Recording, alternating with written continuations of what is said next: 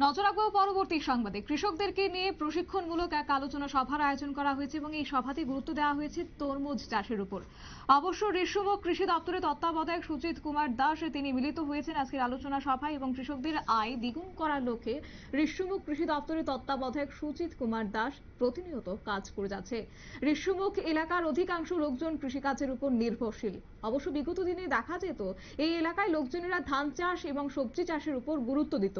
বর্তমান সময়ে সুজিত কুমার দাস রেশমুখ কৃষি দপ্তরের তত্ত্বাবধায়কের দায়িত্ব হাতে নেবার পর ধান সবজি চাষের পাশাপাশি ফল উৎপাদনের মাধ্যমে কৃষকদের আয় দ্বিগুণ করার লক্ষ্যে কাজ করছে।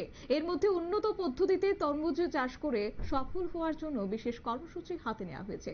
তারই অঙ্গ হিসেবে শুক্রবার দুপুর বেলাতেই রেশমুখ কৃষি দপ্তরের অধীনে রতনপুর কমিউনিটি হলে এলাকার কৃষকদেরকে নিয়ে তরমুজ চাষের উপর বিশেষ কর্মশালা অনুষ্ঠিত হয়েছে। কি রয়েছে আজকের এই কর্মশালা থেকে বক্তব্য শুনুন। স্কিমের ওয়াটারমেলন বা তরমুজ চাষের উপর আমাদের এটা ফার্ম ফিল্ড স্কুল ছিল, তার আওতাধীন আমরা এখানে আমাদের সঙ্গে আছে বিটিএম বিবেকানন্দ আইস, উনি সমস্ত ব্যাপারটা কোঅর্ডিনেট করছেন এবং এখানে আমরা তরমুজ চাষের উপর প্রশিক্ষণ দিয়েছি। আজকে 5 নম্বর ক্লাস, 6 নম্বর ক্লাস যখন হারভেস্টিং শুরু হবে ওই দিন আমরা লাস্ট ক্লাস করব এবং সমস্ত কৃষকদের ডেমনস্ট্রেশন দেখাবো যে এটা তরমুজ চাষ কীরকম লাভজনক হয়। এখানে এই যে প্লট এটা সম্পূর্ণ জৈবিক পদ্ধতিতে করা হয়েছে। এখানে কোনো ইনঅর্গানিক কোনো ফার্টিলাইজার বা কোনো পিপিসি ব্যবহার করা হয়নি।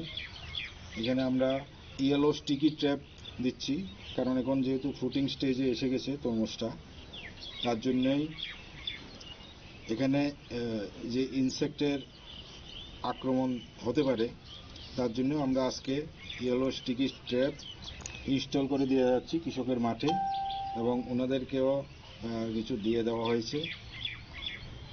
আশা রাখি এই যে কৃষক তরমুজ চাষে লাভবান হবেন এবং আগামী দিনে আমার এই এডিসি ভিলেজের বিএসসি চেয়ারম্যান স্যার ছিলেন আমাদের প্রোগ্রামে,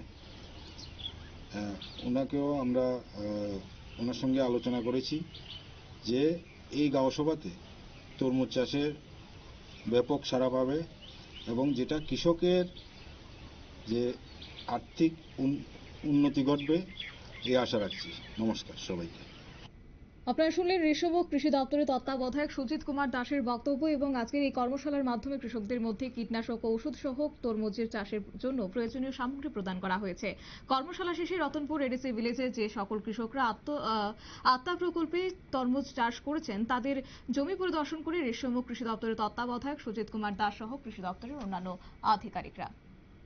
নিয়ে নিচ্ছে ছোট্ট একটি বিজ্ঞাপন বিরতি। পরবর্তী আপডেট নিয়ে আমাদের প্রতিনিধি সুমন্ত ব্যানার্জি আসছে, সঙ্গে থাকুন।